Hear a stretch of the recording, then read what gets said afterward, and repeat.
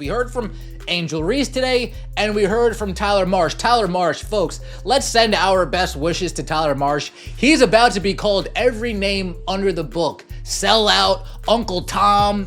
They didn't even think, they didn't have the forethought to even say, this is what our story's going to be, and we need to stick to it. What happens when you start a controversy so big, even your own team has no choice but to sit you down? That's the reality Angel Reese is facing right now, because just days after she made headlines accusing Indiana Fever fans of spewing hate, something wild happened. Her own coach left her on the bench. And now we get word from the coach that Angel Reese is going to have a modified role. Think about that. After a nationally televised game where she got outplayed, out-hustled, and outclassed by the Indiana Fever, Reese didn't just walk away with a 35-point blowout. She walked away with a narrative, one that exploded across social media. Claims of racism, emotional breakdowns, vague statements, and not a single shred of real evidence. And now, she's not starting, she's not scoring, she's sitting. Why? Because the coach of her own team just exposed everything. The more notable comments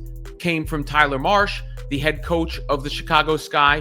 Here is what he said without further ado, which is probably the biggest bit of information, actual information we've gotten since this whole can of worms was opened, other than the actual statement. In 6 simple words, Tyler Marsh may have shattered the entire WNBA investigation, calling out the timing, the inconsistency, and the complete lack of any actual proof. And what he said, it doesn't just contradict Reese's story, it might have ruined it. One investigation with your team is investigation.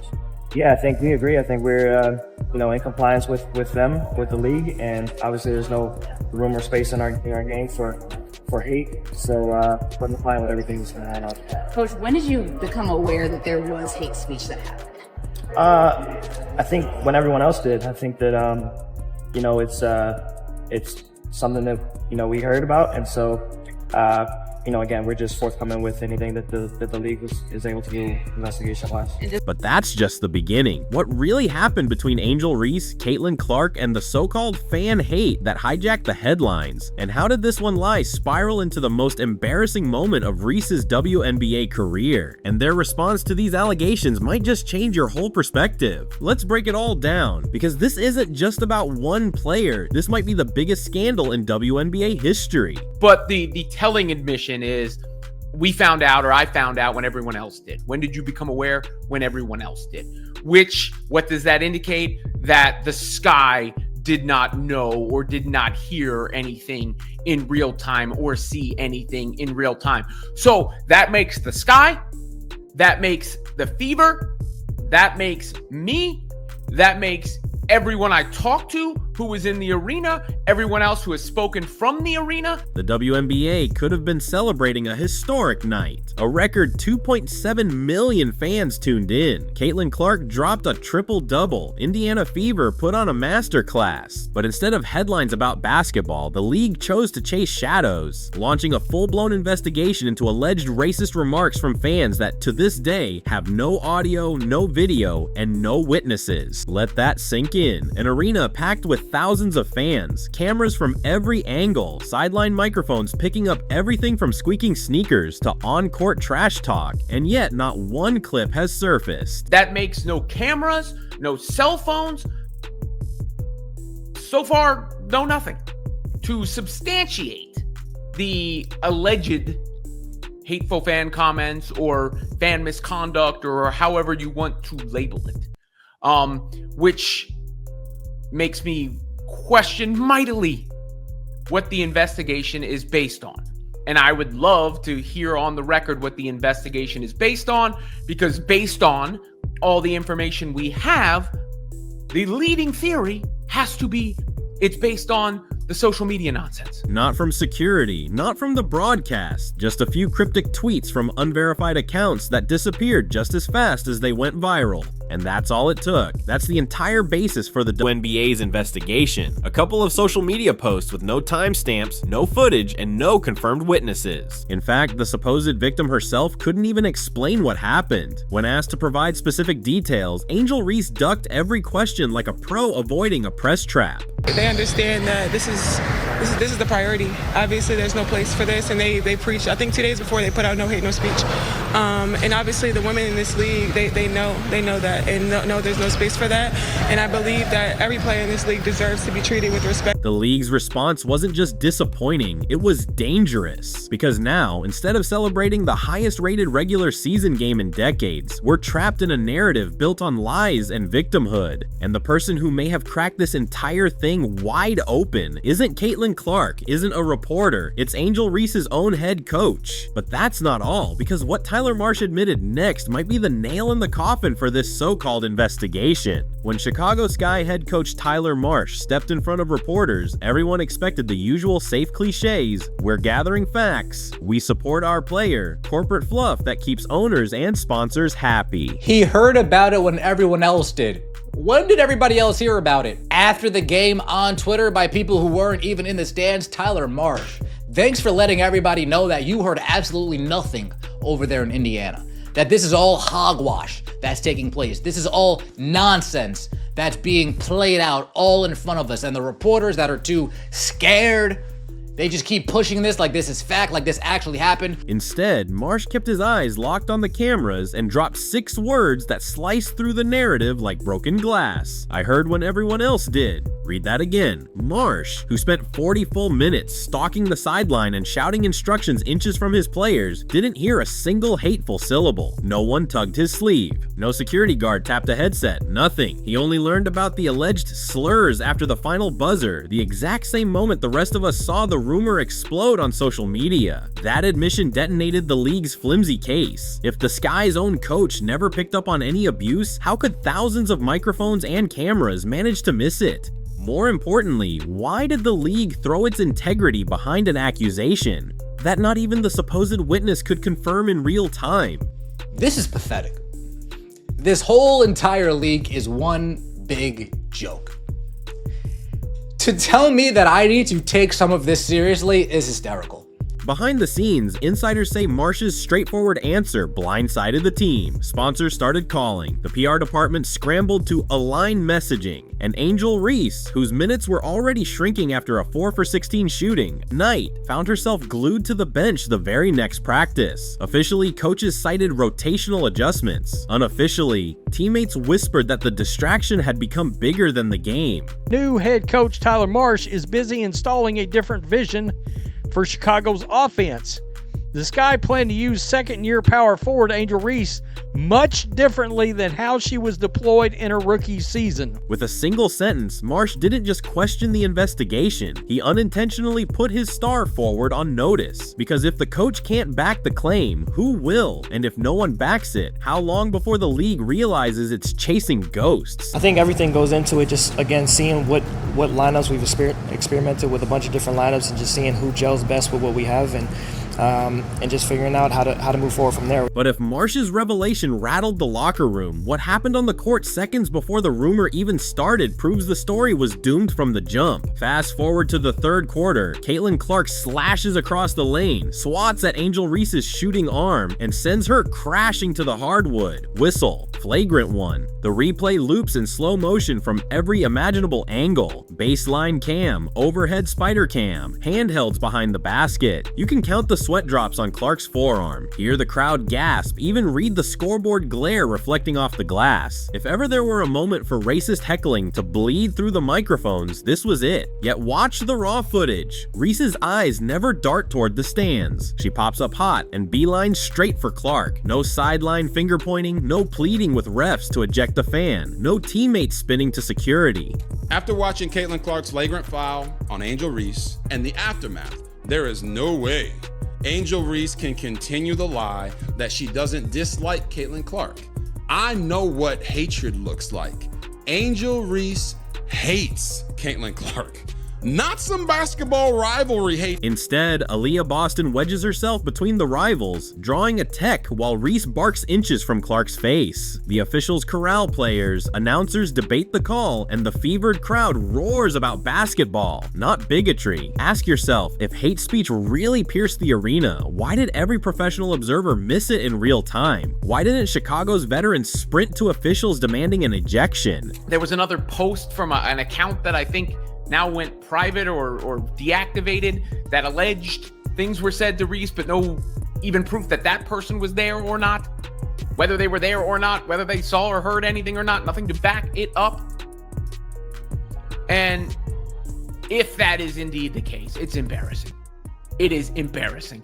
It really, really now seems like this is based on social media, and that the social media stuff was based on Sky fans online who couldn't handle getting the belt to the ass, who couldn't handle the beating that the Indiana Fever put out on the Sky. Because nothing was there to react to, except a bruised ego and a 35-point deficit ballooning on the scoreboard. And while cameras captured every elbow, glare, and trash-talking syllable between players, they captured zero evidence of fan misconduct. Not one frame, not one decibel. It gets crazier, because moments after that heated exchange, Angel Reese's social media playbook kicked in, and the narrative spun from hardwood reality to online hysteria in record time. Barely an hour after the final buzzer, Angel Reese traded her headband for a ring light and opened the floodgates. First, she reshared a TikTok montage of herself smirking beside a freeze frame of Caitlin Clark on the floor, topping it with the caption, "White gal running from the fade." Then came the post-game presser. Reese shuffled to the microphone in oversized sweats, voice trembling just enough to signal distress without cracking. Oh, Tyler Marsh is about to get run out of Chicago. First things first, let's hear what Angel Reese has to say. Let's hear Angel Reese. And if you guys pay attention, listen to her voice and listen to how she's on the edge of breaking down. Very funny. Yeah, obviously there's no place in this league for that. I think the WNBA. Let's also watch the nervous body language, the nervous twitching. Obviously, there's no place for that, she whispered, eyes flicking toward her PR rep anytime a reporter's question veered toward specifics. Our team and our organization has done a great job supporting me. I've had communication from everyone, from so many people across this league, and being able to support me and going through this whole process. Obviously, it could happen to me, it could happen to anyone, and I think they've done a great job supporting us in this. How did it affect you Saturday, trying to do your job, trying to play, and having this going on simultaneously? Yeah, obviously it's tough, but I think I have a great support system. I'm loved by so many people, and obviously in the moment it's hard to hear, but my support system is great. God has protected me in so many different ways. I've gone through so many different things in the past couple of years of my life, but I think just having this support and this love and being a part of an organization that really supports me and loves me is something that I couldn't imagine not being a part of. What do you think the league's response, just coming out right away and getting that investigation going? Yeah, obviously, like I said, they understand that this is the priority. Obviously, there's no place for this, and they preach. I think 2 days before they put out no hate, no speech. And obviously, the women in this league, they know that, and know there's no space for that. And I believe that every player in this league deserves to be treated with respect and want to come to work and just have fun and have a great environment to work at. So I think they've done a great job putting that out, and we're obviously just going to respond as they need to. Every answer widened the gulf between accusation and evidence, yet every answer also tightened her grip on the martyr narrative. Suddenly, was Stand With Angel trended worldwide, bolstered by fan-made graphics of Reese in angel wings and captions condemning an evil, faceless mob. By the next morning's shoot-around, Reese's starting spot was gone. Coaches cited matchup flexibility, but insiders admitted the distraction had become bigger than the box score. Detractors who asked for proof were branded trolls. Endorsers who repeated the claims without proof were praised as allies. The narrative machine was humming, but it was running on fumes. But the scoreboard never lies, and what the Fever did to the Sky next should have ended the conversation before it even started. I find this rather interesting because it sounds like they're going to pull her out further from the basket. And I wonder how her fans are going to feel about that. If she's further away from the basket, that doesn't mean there's going to be a lot of, or as many, I would believe, offensive rebound opportunities for one Angel Reese. And they want her to shoot more mid-range. Check the tape. From the opening tip, the Fever sprinted, rotated, and rained threes like a team insulted by the pregame odds. Final tally, 93-58, a 35-point curb stomping that emptied Wintrust Arena before the fourth quarter TV timeout. Those numbers matter because they explain why the conversation had to shift, and fast. ESPN producers love drama, Twitter loves victimhood, brands love awareness posts, but a lopsided massacre, that's off-the-shelf embarrassment. By Monday Sunday morning, highlight packages barely showed Indiana's precision ball movement. They cut instead to Reese wiping a tear, Clark shaking her head, and a chyron about alleged hate speech investigation. In one news cycle, a box score, beatdown became a civil rights saga, and the player who went 4 for 16 had a bigger microphone than the rookie stacking near triple doubles. The Chicago Sky's offense will no longer run through Kennedy Carter. Carter averaged 17.4 points per game in 2024, leading the Sky in scoring. Interesting. It should lead straight through, I believe she's 6'6"? Camila Cardoso? All the while, Reese's minutes dwindled. Officially, load management. Unofficially, coaching staff couldn't risk more headlines while sponsorship emails lit up in red. Sitting her bought the franchise breathing room, but it also screamed what no exec would admit publicly: the distraction outweighed the production. But that's not all, because history shows this isn't the first time Angel Reese turned hard losses into headline wins. It is embarrassing. It really now seems like this is based on social media, and that the social media stuff was based on Sky fans online who couldn't handle getting the belt to the ass, who couldn't handle the beating that the Indiana Fever put out on the Sky there. 58 points they held them to. On paper, the WNBA's No Space for Hate initiative is noble, even overdue. HQ blasted out a statement condemning racism before confirming a single eyewitness. Blue check pundits applauded the swift action. Networks ran lower thirds reading "Racism Rocks NBA," and league social accounts posted rainbow gradients of solidarity. Translation: free engagement. Yet every PR win carried a hidden cost: credibility. Refs on the floor never logged an incident. Security filed 0 ejections. Broadcasters poured over mics that routinely pick up players muttering cuss words but found no slurs. And like Caitlin said, she answered it perfectly. She said, I didn't hear her say anything, but that doesn't mean anything happened. But now, when you have Caitlin saying that, and Bree Turner saying what she said, which implied she didn't hear her say anything, and Stephanie White saying what she said, which implied she didn't hear her say anything, and Kyler Marsh saying he found out when everyone else did, and myself, and no one, who was courtside, no cameras, no video, no nothing.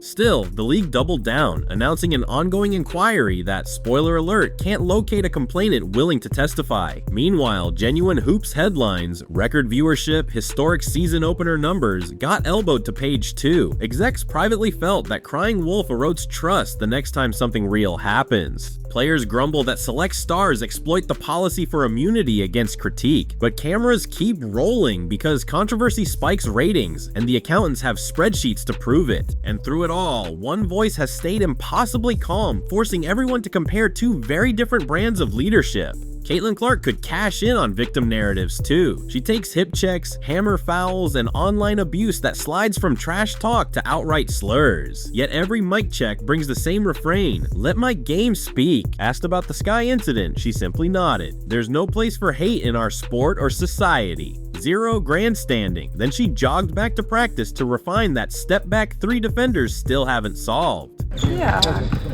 there's no place for that in our game. There's no place for that in society, and certainly we want every person that comes into our arena, whether player, whether fan, to have a great experience. So I appreciate the league doing that. I appreciate, the Fever organization has been at the forefront of that since, really day one, and what they're doing. So we'll, hopefully the investigation, we'll leave that up to them to find anything and take the proper action if so.